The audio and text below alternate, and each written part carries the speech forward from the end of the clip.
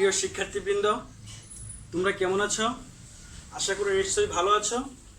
ঘরে আছো, ঘরেই থাকো।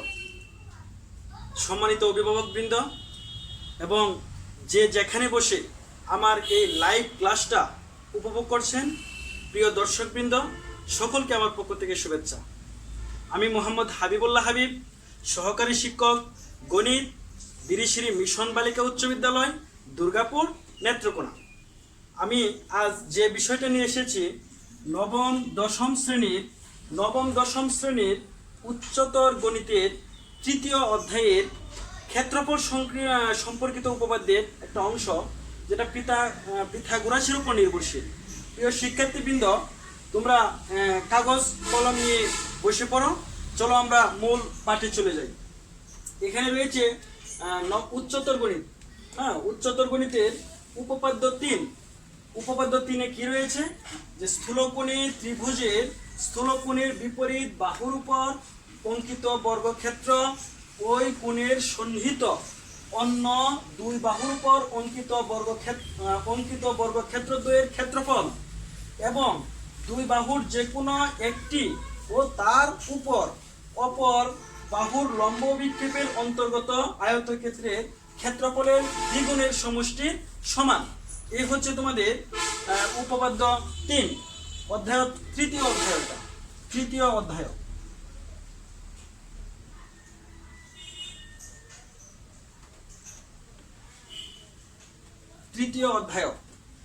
অধ্যায়ের উপপাদ্য 3।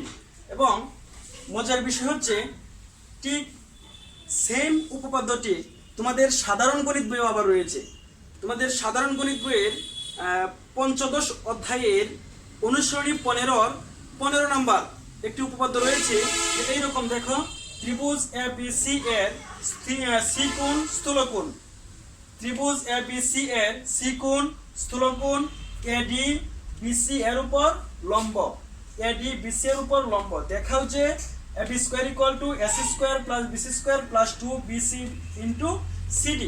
এইটা এবং এই উচ্চতর গণিতের উপপাদ্য 3 একই উপপাদ্য, একই সমাধান। ঠিক আছে? তাহলে এই সমাধানটা করলে তোমাদের সাধারণ গণিত হয়ে যাবে, আবার উচ্চতর গণিতের উপপাদ্য 3 হয়ে যাবে। ঠিক আছে?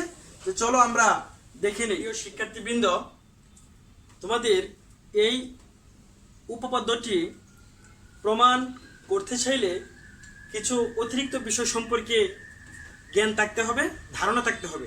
তা হচ্ছে, যেমন এখানে রয়েছে লম্ব অভিক্ষেপ, অর্থোগোনাল প্রজেকশন, এবং আরেকটা বিষয় হচ্ছে পিথাগোরাসের উপপাদ্য। আমরা একটু পিথাগোরাসের উপপাদ্য একটু পরে দেখব। চলো আমরা দেখি লম্ব অভিক্ষেপ কি। লম্ব অভিক্ষেপ, চলো আমরা লম্ব অভিক্ষেপ সম্পর্কে একটু ধারণা নেই। প্রথমে ধরো একটি অক্ষ এক্স অক্ষ, এটা হচ্ছে একটা এক্স অক্ষ, এইটা বিন্দু, এটা হচ্ছে ওয়াই অক্ষ। তোমাদের লেখচিত্রে তোমরা ক্লাস 8-এ পড়ে এসেছো, এক্স অক্ষ ওয়াই অক্ষ, এক্স ড্যাশ, ওয়াই ড্যাশ, এইভাবে রয়েছে, তাই না? এখন ধরো এই এক্স অক্ষের উপর একটি বিন্দু রয়েছে, এটা একটা বিন্দু রয়েছে। তাহলে এই বিন্দুর নাম দিলাম ধরো পি। ঠিক আছে? তাহলে ঠিক পি বিন্দুটি লম্বভাবে লক্ষ্য করো, লম্বভাবে এক্স অক্ষের উপর পি বিন্দুটি লম্বভাবে এক্স অক্ষের উপর একটা ইমেজ বা প্রতিচ্ছবি তৈরি করে ধরো P1। তাহলে এই P1 বিন্দু হচ্ছে পি বিন্দুর লম্ব অভিক্ষেপ। যেমন অর্থোগোনাল প্রজেকশন অফ পয়েন্ট, অর্থাৎ বিন্দুর লম্ব অভিক্ষেপ। ঠিক আছে? তাহলে দেখা যাচ্ছে এক্স অক্ষের উপর একটি বিন্দু, একটি বিন্দু ঠিক লম্বভাবে এক্স এর উপর যে প্রতিচ্ছবি বা ইমেজ তৈরি করে, এই ইমেজটাকে বলা হয় মূল বিন্দুর, এটা হচ্ছে লম্ব অভিক্ষেপ। ঠিক আছে? এটা হচ্ছে পি বিন্দুর লম্ব অভিক্ষেপ। এবার চলো আমরা দেখি একটি রেখাংশের লম্ব অভিক্ষেপ কিরকম হয়। রেখাংশের লম্ব অভিক্ষেপ, ধরো একটি রেখা রয়েছে, এইরকম রেখা, এটা দিলাম এ, এই বিন্দু এ বি একটি রেখা। তাহলে এই রেখার লম্ব অভিক্ষেপ কিরকম হবে? লক্ষ্য করো, এই রেখার এই প্রান্তীয় বিন্দু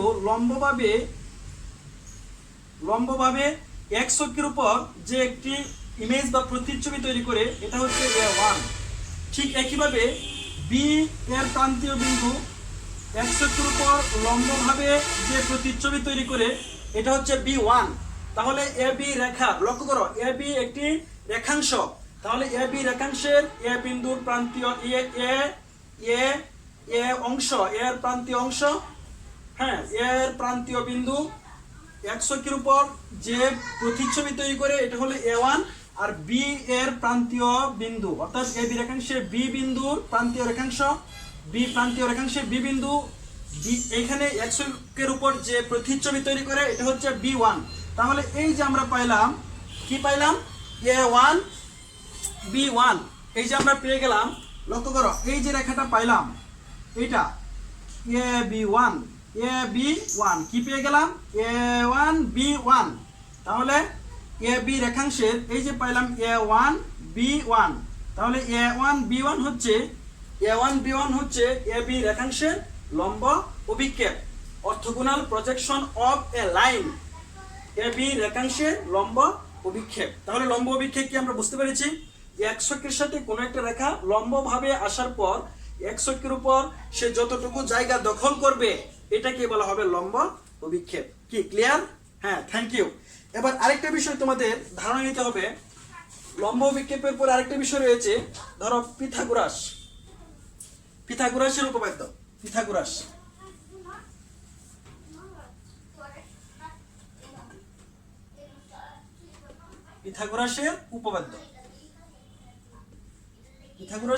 উপপাদ্য। তাহলে পিথাগোরাসের উপপাদ্য যদি আমরা ধারণা নিতে চাই, এটা তোমরা ক্লাস 8-এ কিন্তু পড়ে এসেছো, তাই না বন্ধুরা? হ্যাঁ, ঠিক আছে। কি পিথাগোরাসের উপপাদ্যটি কি ছিল? হ্যাঁ, একজন বলো।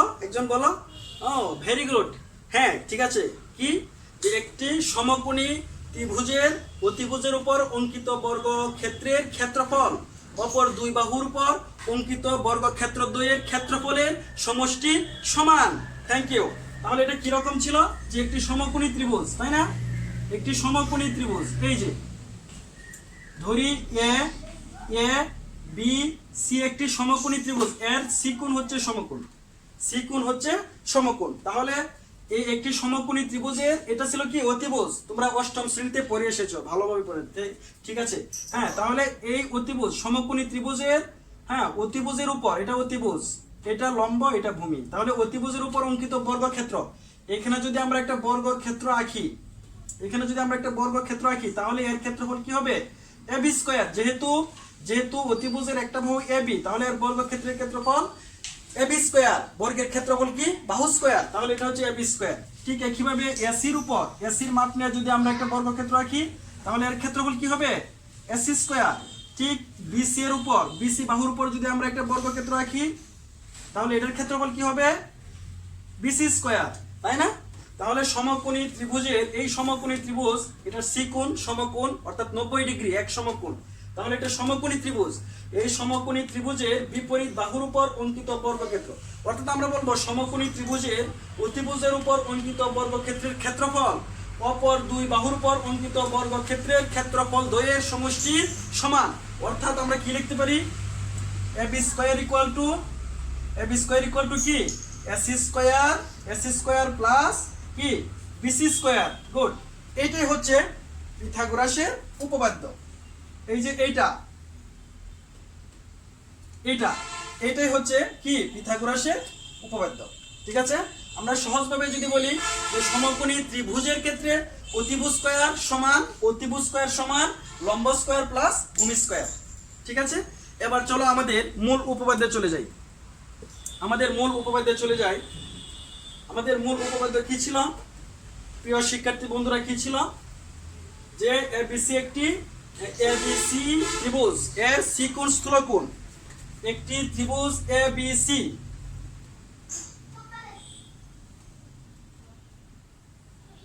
একটি ত্রিভুজ কি? এবিসি। আমরা যদি এটা আরেকটু ক্লিয়ার ভাবে আঁকি,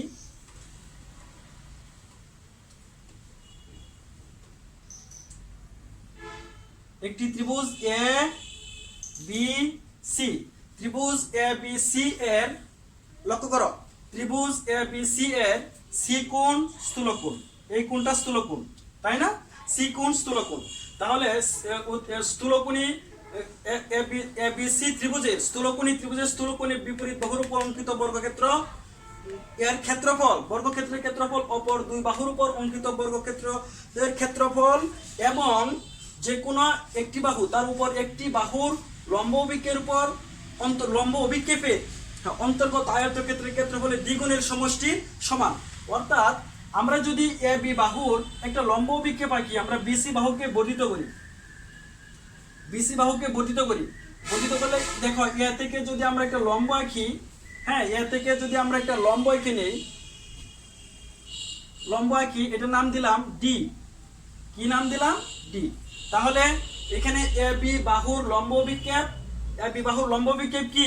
হ্যাঁ, বিডি, তাই না? এ বি বাহুর লম্ব অভিক্ষেপ বিডি, ঠিক আছে? এ বি বাহুর।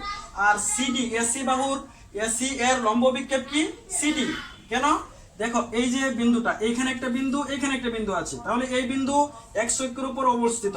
আর এটা যদি আমরা এখানে আঁকি, তাহলে এই যে বাহুটা পাবো, এই বাহুটার লম্ব অভিক্ষেপ হচ্ছে এইটা, তাই না? এবং লম্ব, তাহলে এসি বাহুর লম্ব অভিক্ষেপ কি? সিডি। এখন আমরা লিখি, মনে করি হ্যাঁ কি, ত্রিভুজ এ বি সি এর ত্রিভুজ এ বি সি এর সি কোণ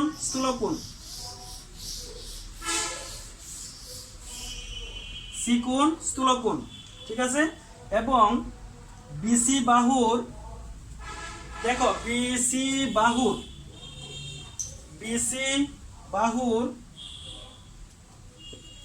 বর্ধিতাংশের উপর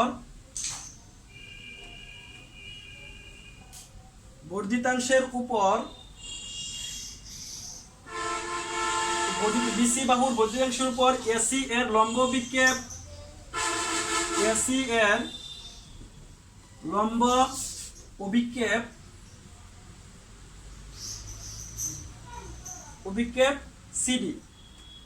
সিডি। এসি এর লম্ব অভিক্ষেপ কি? এ বিন্দু আর সি বিন্দু, অর্থাৎ এসি রেখাংশের লম্ব অভিক্ষেপ হচ্ছে এখানে, এই বিন্দু এখানে, আর এটা লম্ব আঁকলাম সিডি, লম্ব অভিক্ষেপ সিডি। প্রমাণ করতে হবে যে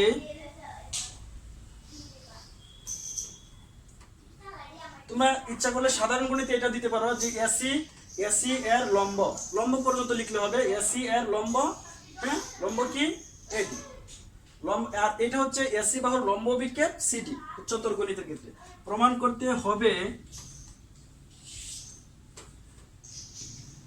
করতে হবে যে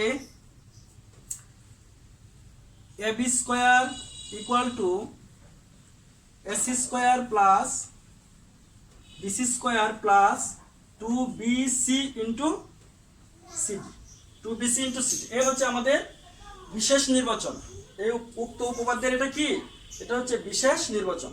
ত্রিভুজ এ বি সি এর সি কোণ স্থূলকোণ, সি বিন্দু বিসি বাহুর বর্ধিতাংশের উপর এডি লম্ব আঁকলাম, এটা হচ্ছে এসি বাহুর লম্ব। তাহলে এসি বাহুর লম্ব অভিক্ষেপ কি? সিডি। তাহলে আমাদের প্রমাণ করতে হবে যে AB square equal to AC square plus BC square plus 2bc into CD. এটাই ছিল উপপাদ্য 3 এর মূল প্রতিপাদ্য বিষয়। তাহলে চলো আমরা এটা প্রমাণ করি। কি মুছাইব? হ্যাঁ, ঠিক আছে, তোমরা উঠিয়ে নাও। এবার আমরা প্রমাণে চলে যাই।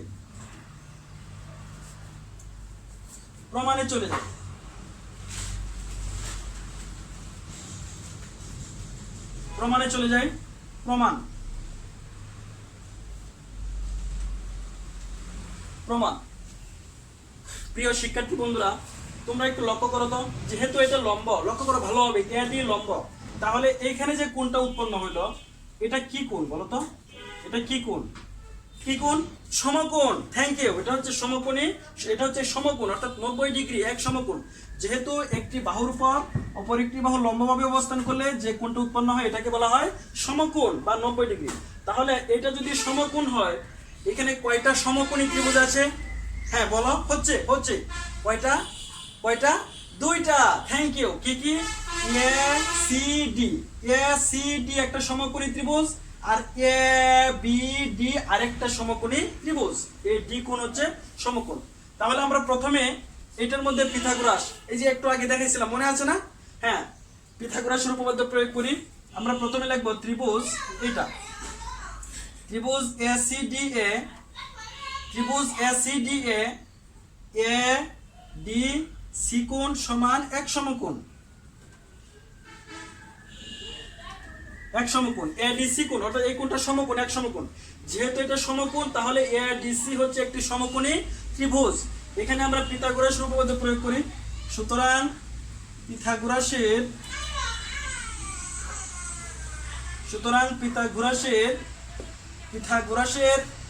উপপাদ্য হতে পায়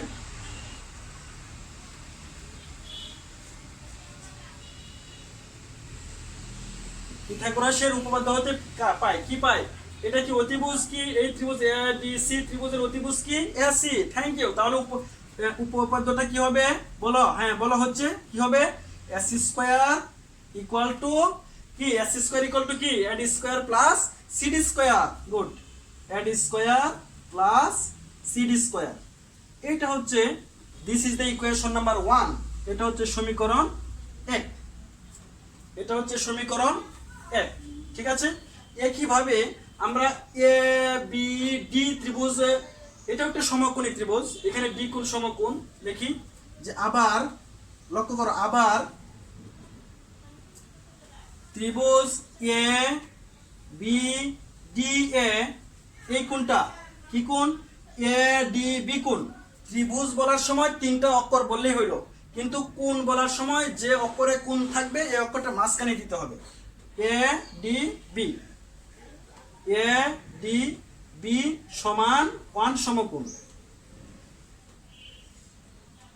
1 সমকোণ। ঠিক আছে না? এটাও এক সমকোণ। তাহলে এ ডি বি যেহেতু এক সমকোণ, এ ডি বি এটাও একটা সমকোণী ত্রিভুজ। তাহলে আমরা লিখি, সুতরাং এ বি স্কয়ার ইকুয়াল টু কি লিখতে পারি বলো? এ বি স্কয়ার ইকুয়াল টু কি? এই যে আমরা এখন এই ত্রিভুজটা ব্যবহার করতেছি প্রিয় শিক্ষার্থীবৃন্দ, আমরা এই ত্রিভুজটা ব্যবহার করতেছি, এই যেটা,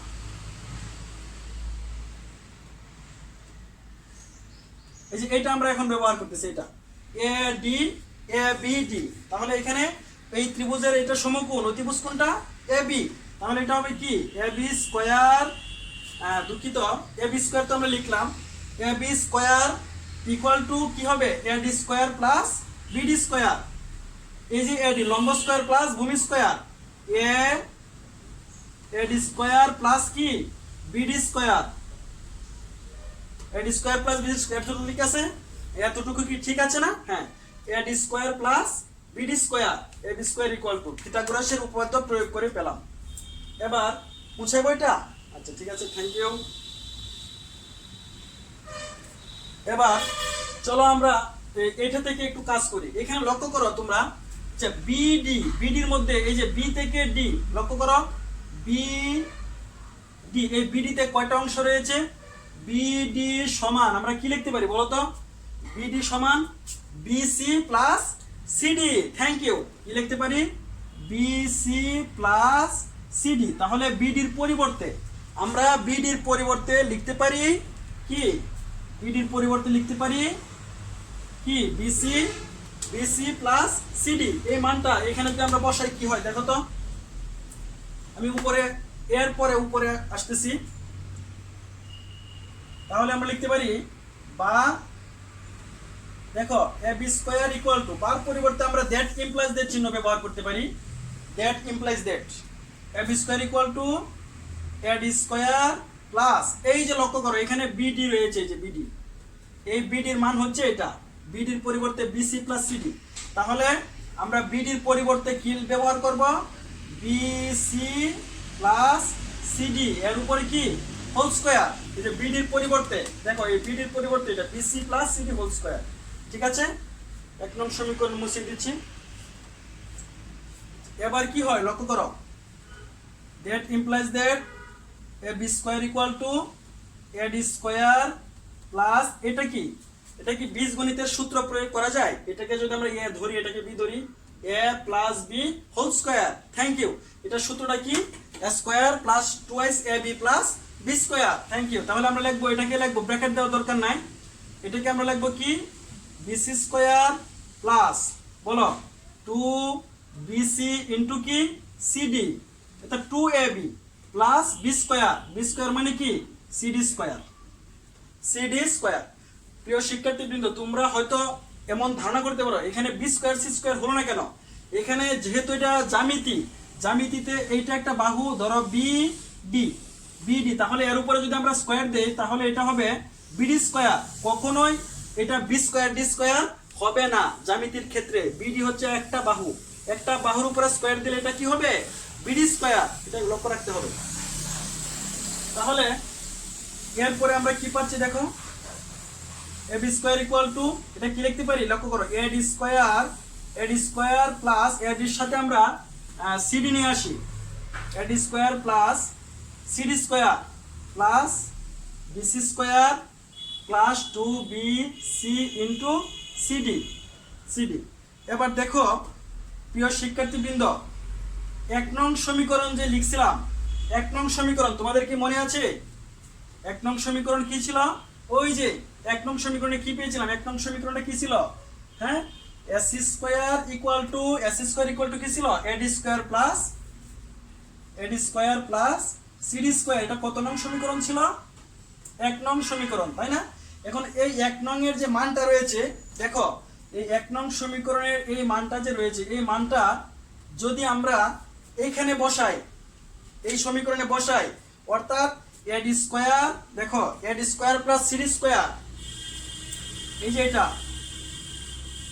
ad square plus cd square, এর পরিবর্তে হয়েছে ad square plus cd square, এটার পরিবর্তে আছে এটা আমরা কি বসাইতে পারি বলো তো? কি বসাইতে পারি? ac square. থ্যাংক ইউ, বসাইতে পারি ac স্কয়ার। তাহলে এটা আমরা লিখবো ad square plus cd square পরিবর্তে কি লিখবো? ac square plus bc square plus 2bc into CD, তাই না? দেখো আমাদের প্রমাণ কিন্তু মিলে গেছে কি, ঠিক আছে? সুতরাং আমরা লাস্টে লিখে দেবো therefore ab square equal two ac square plus bc square plus 2bc into কি সিডি। কি প্রমাণ মিলে গেছে না? হ্যাঁ, কি সহজ না কঠিন? সহজ। তোমরা ভালোভাবে পড়বে, দুইবার তিনবার চেষ্টা করলে তোমরা নিজেরা পারবে। এই হচ্ছে আমাদের প্রমাণিত।